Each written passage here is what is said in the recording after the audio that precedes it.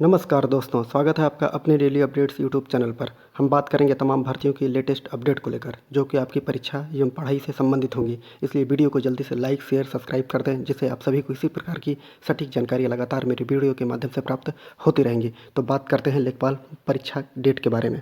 जैसा कि आप सभी को पता है कि यूपीट्रिपलएससी ने लेखपाल का विज्ञापन निकाल कर आवेदन पूरा ले लिया है, लेकिन विद्यार्थियों में एक संशय बना हुआ है कि उनका पेपर कब तक होगा। और विद्यार्थी लगातार यूपीट्रिपलएससी जाकर ये मांग करते आए हैं कि हमारा डेट बता दीजिए और परसेंटाइल जो आपने पेट में दिया है उसमें कितने बच्चे जो कितने परसेंट पे बच्चे जो हैं वो उसमें बैठ सकते हैं लेखपाल भर्ती के बारे में। तो अभी कुछ भी यूपीट्रिपलएससी ने नहीं बताया है कि वो क्या करने वाले हैं और न ही डेट दे रहे हैं, बल्कि उनको एक डेट देकर विद्यार्थियों को बता देना चाहिए कि आप लोगों की जो परीक्षा है वो कब तक होगी। लेकिन अब आप लोगों का चुनाव खत्म होने वाला है। 10 तारीख के बाद जो सरकार बनेगी वो जल्दी से जल्दी आप लोगों के बारे में सोचने वाली है, क्योंकि अब किसी भी आयोग के पास अब जितने भी विज्ञापन ले लिए हैं, अब कोई विज्ञापन निकलने वाला नहीं है। और अब जो विज्ञापन निकाल दिए हैं उनके पेपर ही इन लोगों को करवाना है, चाहे वो ऑफलाइन हो या ऑनलाइन हो। बस एक डेट देकर आप लोग विद्यार्थियों को कम से कम संतुष्ट तो करने का प्रयास करिए, क्योंकि यूपीट्रिपलएससी का इतिहास गवाह है। जब से इस संस्था की स्थापना हुई है उत्तर प्रदेश में, इसने कोई पेपर नहीं करवाया है, कोई रिजल्ट नहीं दिया है, और दिया भी है तो उसमें व्यापक भ्रष्टाचार देखने को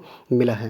लेखपाल की कब तक परीक्षा की जा सकती है? तो लेखपाल की राज्य में लेखपाल के 8,085 पदों पर होने वाली भर्ती परीक्षा कब तक आयोजित की जाएगी, इसके लिए तारीखों का ऐलान कब होगा, इस संबंध में यूपीट्रिपलएससी ने अभी तक कोई सूचना नहीं दी है। हालांकि यह उम्मीद जताई जा रही है कि आयोग राज्य में चुनाव प्रक्रिया खत्म होने के बाद इस भर्ती के लिए परीक्षा की तारीखों का ऐलान कर सकती है और अभ्यर्थी को इस भर्ती से जुड़ी सभी जानकारियाँ यूपीट्रिपलएससी की आधिकारिक वेबसाइट पर उपलब्ध की जाएंगी। तो आप लोग निश्चिंत रहिए, अब जो भी काम होगा नई सरकार बनने के बाद होगा। और जैसे ही आप लोगों के लिए लेखपाल के लिए कोई डेट निकल कर सामने आती है, कोई संभावित डेट भी होती है, तो आपको वीडियो के माध्यम से सबसे पहले उपलब्ध करा दी जाएगी।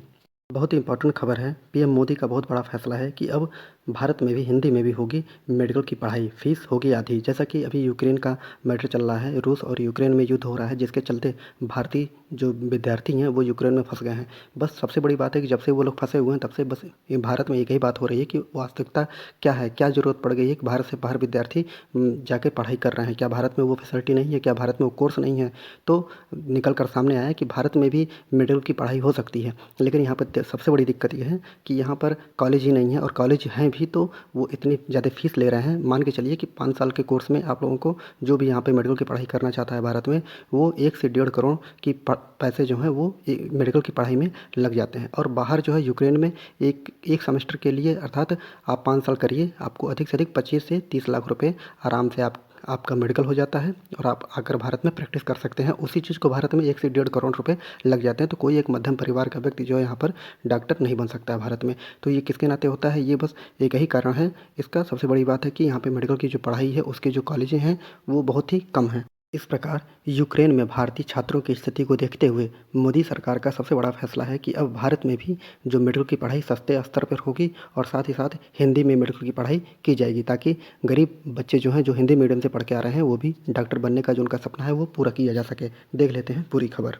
प्रधानमंत्री नरेंद्र मोदी ने गुरुवार को निजी मेडिकल कॉलेजों की फीस आधी करने की बात कही है। साथ ही कहा है कि गरीब का बच्चा अंग्रेजी नहीं पढ़ पाता तो हिंदी में मेडिकल की पढ़ाई कर डॉक्टर बन सकेगा। पीएम की यह घोषणा इसलिए अहम है क्योंकि बड़ी संख्या में मेडिकल की पढ़ाई करने वाले जो विद्यार्थी हैं वो यूक्रेन जा रहे थे और वहाँ पर जाकर फंस गए हैं। कुछ दिन पहले ही पीएम ने निजी विश्वविद्यालय से मेडिकल की सस्ती शिक्षा मुहैया कराने की अपील की थी। यह भी कहा था कि सरकार ऐसी व्यवस्था करेगी जिससे देश में ही मेडिकल की पढ़ाई के अवसर मिले और छात्रों को विदेश न जाना पड़े। तो चलिए, कोई बात नहीं है कि अब कम से कम देर से ही सही आंखें तो खुली, और उनको पता यह होना चाहिए कि भारत में अगर मध्यम वर्ग के परिवार का कोई बच्चा डॉक्टर बनने का सपना देखता है तो वास्तविकता तो यही है अभी तक कि वो अगर उसके पास पैसा है तो वो डॉक्टर बन सकता है, और नहीं पैसा है तो वो डॉक्टर नहीं बन सकता है। और यही मजबूरी थी जो कि विद्यार्थियों को विदेशों में जाने के लिए मजबूर करती थी कि फीस इतनी अधिक है भारत में कि वो डॉक्टर नहीं बन सकता है। और यही यूक्रेन जैसे देशों में, यूरोपीय जो कंट्री हैं, वहाँ पर फीस इतनी कम है कि आसानी से डॉक्टर बना जा सकता है और भारत में आकर डॉक्टर की प्रैक्टिस की जा सकती है। तो सरकार का बहुत ही सराहनीय कदम है कि उन्होंने बच्चों के बारे में सोचा। अब देखते हैं कि ये लागू कैसे होगा। लागू तभी होगा जब अधिक से अधिक मेडिकल कॉलेज खुलवाए जाएँ और अधिक से अधिक विश्वविद्यालय जो उन पर प्रेशर बनाकर उनकी फ़ीस को कम करवाया जाए। तभी मध्यम वर्ग का परिवार जो है वो अपने बच्चों को डॉक्टर बनाने के बारे बारे में सोच सकता है भारत में। नहीं तो लगातार जिस प्रकार आज हुआ है, एक घटना घटी है यूक्रेन जैसी घटना को देखते हुए सरकार ने डिसीजन लिया है।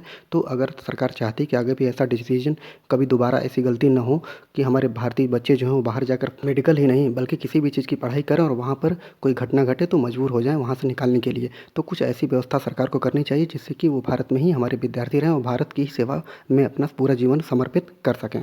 अगली खबर, राजर्षि टंडन मुक्त विश्वविद्यालय की परीक्षाएं 15 से स्टार्ट हैं। तो जो विद्यार्थी यहाँ पर एडमिशन लिए हुए हैं वो जाकर इसकी साइट से आप लोग जाकर देख लीजिए परीक्षा की तारीख, आप लोगों का पेपर कब से स्टार्ट होगा, कौन सा पेपर किस दिन होगा, पूरी परीक्षा कैलेंडर जारी करके इनकी वेबसाइट पर आप लोग देख सकते हैं। अगली खबर है राष्ट्रीय स्वास्थ्य मिशन से, जहां पर 966 पदों के लिए भर्ती निकाली गई है। तो जो विद्यार्थी इसमें फॉर्म फिलअप करना चाहते हैं वो लोग देख लें इसमें क्या क्या मांगा हुआ है। तो इसमें हम लोग देख लेते हैं आयु सीमा, आप लोगों की जो न्यूनतम आयु सीमा होगी वो 21 वर्ष एवं अधिकतम आयु सीमा 40 वर्ष होनी चाहिए। जो आयु की गणना की जाएगी वो 1 फरवरी 2022 के अनुसार की जाएगी। अब देख लेते हैं योग्यताएं क्या क्या होंगी। तो उम्मीदवारों के पास जो मान्यता प्राप्त विश्वविद्यालय से बीएससी होना चाहिए और बीएससी की डिग्री होनी चाहिए, जो उसकी 1 फरवरी 2022 की स्थिति में जो उसकी डिग्री होगी वो वैध एवं जीवित पंजीकृत होना चाहिए।